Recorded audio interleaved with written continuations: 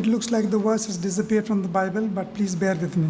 దయచేసి ఓపిక పట్టండి. ఆ యొక్క వచనం కోసం నేను వెతుకుతున్నాను. I know the verse, but not the numbers as of now. ఆ వచనం నాకు తెలుసు కానీ ఆ రెఫరెన్స్ నాకు, But I'm sure you know the verse, నేను అనుకుంటున్నాను మీకు ఆ వచనం తెలుసు. so I'm going to say from my memory. నా యొక్క జ్ఞాపక శక్తి నుంచి అది నేను చెప్తాను. In the multitude of my thoughts, thank you. I don't know, I'm not able to see it. Sorry? 19వ వచనం. 94. Thank you so much. 19వ కీర్తన 19వ వచనం. Sorry. Yeah, Psalm 94. Psalm 94 and verse 19. 94వ కీర్తన 19వ వచనం. In the multitude of my thoughts within my soul, the consolations delight my soul. నా అంతరంగమందు విచారములు హెచ్చగా నీ గొప్ప ఆదరణ నా ప్రాణమునకు నెమ్మది కలుగజేయుచున్నది. Yeah, so on the 7th of April, April 7వ తారీఖున at about 1:15 p.m. in the day, మరి మధ్యాహ్న సమయంలో 1:15 Luke, my Baba, called and said, Dad wants to speak to you. మరి మా బావగారు లూకు ఏమన్నారంటే, మరి తండ్రి గారు మీతో మాట్లాడాలనుకుంటున్నారని నాకు చెప్పాడు. So Dad in his very weak voice said, Amy, I'm cutting short my trip to Kurnool. I'll come to Delhi tomorrow 7:15 and I'll send you the flight details, and I normally send the driver for him. మరి నేను ఎంతో మెల్లనైన స్వరముతో మా తండ్రి గారు ఏమన్నారంటే, నేను కర్నూలుకు వెళ్ళకుండగా నేను త్వరగా ఢిల్లీకి రాబోతున్నాను, కాబట్టి నా డీటెయిల్స్ అన్నీ కూడా, వివరాలన్నీ కూడా మీకు చెప్తానని చెప్పాడు. So those were the last words of my father to me on the 7th of April at 1:15 p.m. కాబట్టి ఏప్రిల్ 7వ తారీఖు మధ్యాహ్నం 1:15కి నా తండ్రి గారు నాతో మాట్లాడిన చివరి మాటలు అవి. So I was doing my work. నేను నా పని చేసుకుంటున్నాను. At about 6 o'clock, action started. మరి సాయంత్రం 6 గంటలకి అప్పుడు ఆ యాక్షన్ ప్రారంభమైంది. Around that time, and brother Luke Baba once again called me. మరి లూక్ బావ గారు మరలా ఒకసారి ఫోన్ చేశారు నాకు. And he said, Dad is unwell. ఏం చెప్పారంటే, తండ్రికి బాగాలేదని చెప్పారు. And in the morning he said he's got fever and loose motions. ఉదయకాలంలో లూజ్ మోషన్స్, ఇంకా జ్వరం ఉందని చెప్పారు. And as I said before in Vizag also, I did not pray for that. మరి నేను అప్పుడు కూడా, ఆ సమయంలో కూడా దాని గురించి నేను ప్రార్థన చేయలేదు. Because my dad, as you all know, is a very strong man. ఎందుకంటే మీకు అందరికి తెలిసినట్లుగా మా నాన్నగారు ఎంతో బలమైన వ్యక్తి. Then because he's gone through 2 coronas. ఆయన 2 పర్యాయములు కరోనా వ్యాధి గుండా వెళ్ళారు. And at this age he travels more than all of us put together. మనకు అందరితో కలిపి చూసుకున్నా సరే ఈ వయస్సులో ఎక్కువ ప్రయాణం చేస్తారు. So obviously what is the fever going to do with him? So I didn't even take him seriously. కాబట్టి జ్వరమే కదా, అదేం చేస్తుంది అని అంత పట్టించుకోలేదు నేను. So but brother Luke called and said he's unwell. మరి లూక్ గారు ఫోన్ చేసి ఏమన్నారంటే, బాగలేదని చెప్పారు. Then in the next few minutes he dropped the word serious. మరి తర్వాత మరలా ఏమన్నారంటే, కొంచెం సీరియస్గా ఉంది అని చెప్పారు. Then calls were coming after 5-10 minutes each. మరి 5-10 నిమిషాలకు ఒక్కసారి ఇంకా కాల్స్ వస్తూ ఉన్నాయి నాకు. And slowly the words were escalating. నెమ్మదిగా ఆ మాటల తీవ్రత కూడా పెరుగుతూ ఉంది. And then finally he used the word stroke. మరి నెమ్మదిగా చివరిగా వారు స్ట్రోక్ అనే మాట వినపడింది నాకు. I thought maybe there is a miscommunication in Telugu and English. I said, stroke? Are you serious? Fever, stroke? మరి ఆ ఇంగ్లీష్ తెలుగు భాషల్లో ఏదైనా తప్పుగా అర్థం చేసుకున్నానా, విన్నానా, ఏంటి స్ట్రోకా ఏంటి అని అనుకుంటున్నాను నేను. Okay, I didn't understand. What do you mean by stroke?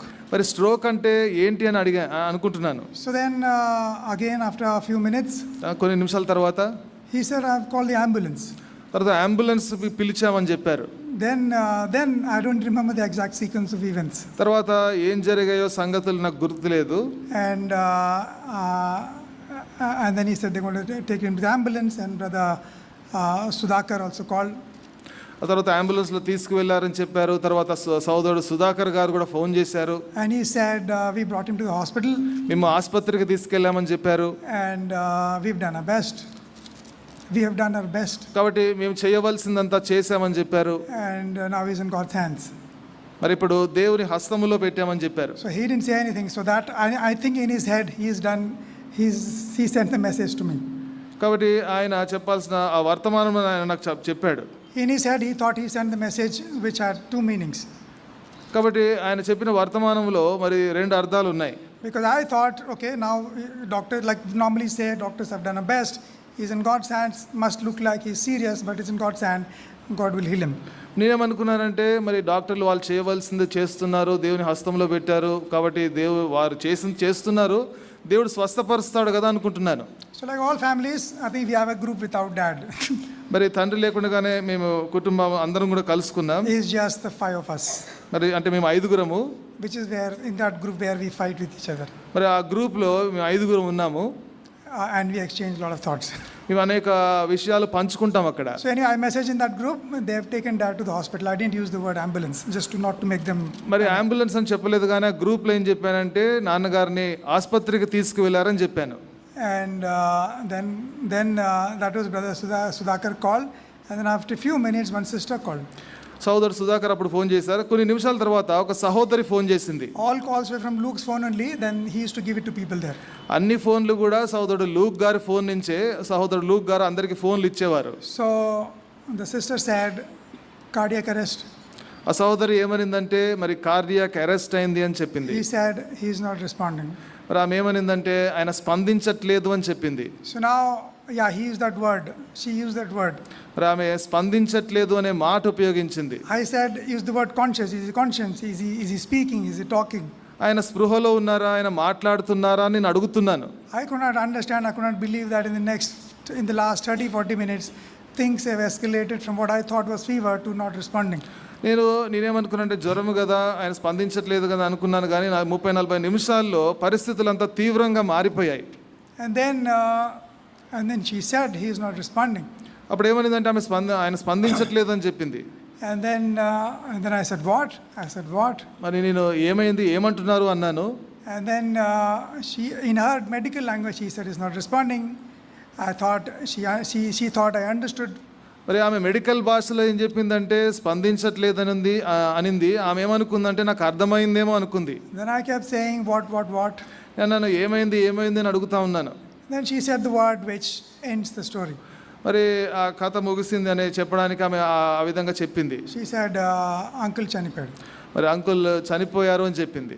Then I just screamed what and then I don't know what I did immediately after that. మరి వెంటనే మరి నేను ఏం చేశానో మరి నాకు తెలియదు.